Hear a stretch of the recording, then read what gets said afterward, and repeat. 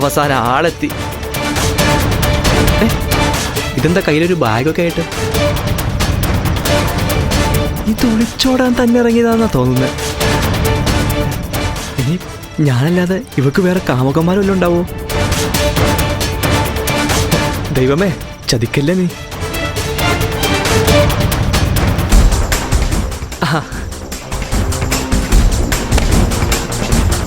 Sorry, കൊറേ നേരമായില്ലേ കാത്തു നിൽക്കണേ. അതൊന്നും സാരമില്ല. അല്ല, നമ്മൾ എങ്ങോട്ടാ പോകുന്നേ? ബസ് സ്റ്റാൻഡിലേക്കാണോ അതോ റെയിൽവേ സ്റ്റേഷനിലേക്കോ? നമ്മൾ എങ്ങോട്ടും പോകുന്നില്ല, നീയേ പോകുന്നുള്ളൂ ഒറ്റയ്ക്ക്.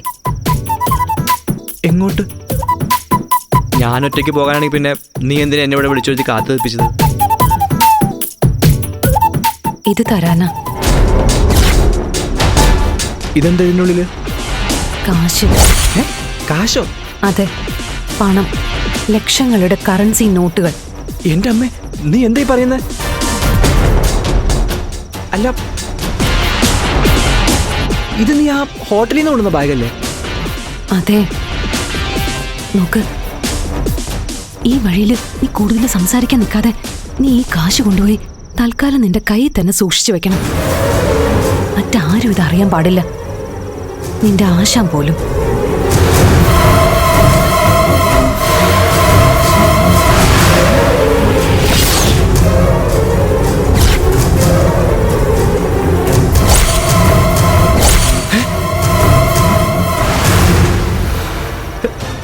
സത്യം പറ, കള്ളപ്പണാണത് അല്ലെങ്കിൽ കുഴൽപ്പണം? നാട്ടുകാരെ വിളിച്ചു വരുത്തല്ലേ. ഇത് കള്ളപ്പണമൊന്നുമല്ല, എന്റെ സ്വന്തം പണോ, എന്റെ മാത്രം കാശ്. അല്ല, അത് നിനക്കവിടെ നിന്ന് ഇത്രയും കാശ്? അല്ല, അഥവാ കിട്ടിയാൽ തന്നെ നീ എന്തിനാ സ്വന്തം വീട്ടിൽ വെക്കാതെ എന്നെ ഏൽപ്പിക്കുന്നത്?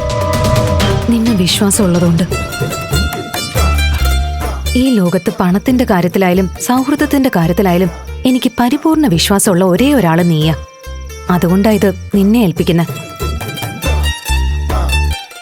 നോക്കടാ, ഈ കാശ് എവിടുന്ന്, എങ്ങനെ, എന്തിന് എന്നൊക്കെ വിശദമായിട്ട് പിന്നെ പറയാം. നീ പെട്ടെന്ന് ഈ കാശുമായിട്ട് ഇവിടുന്ന് പോണം. നഷ്ടപ്പെട്ടു പോവാതെ സൂക്ഷിക്കാൻ വേണം. അതെ, ആരെങ്കിലും ഉണരുന്നതിന് മുമ്പ് ഞാൻ വീട്ടിലോട്ട് കയറട്ടെ. Okay, bye. അല്ല അല്ല അത് പിന്നെ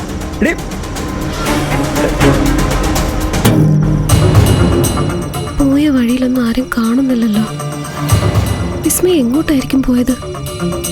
ഞാൻ ഈ വിവരം അറിഞ്ഞിട്ട് അമ്മയോട് പറയാതിരുന്ന അത് തെറ്റല്ലേ?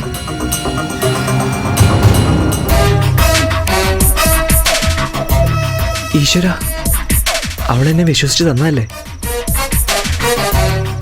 എന്നാലും ഇനി ഇത് എവിടെ കൊണ്ടുപോയി സൂക്ഷിക്കും?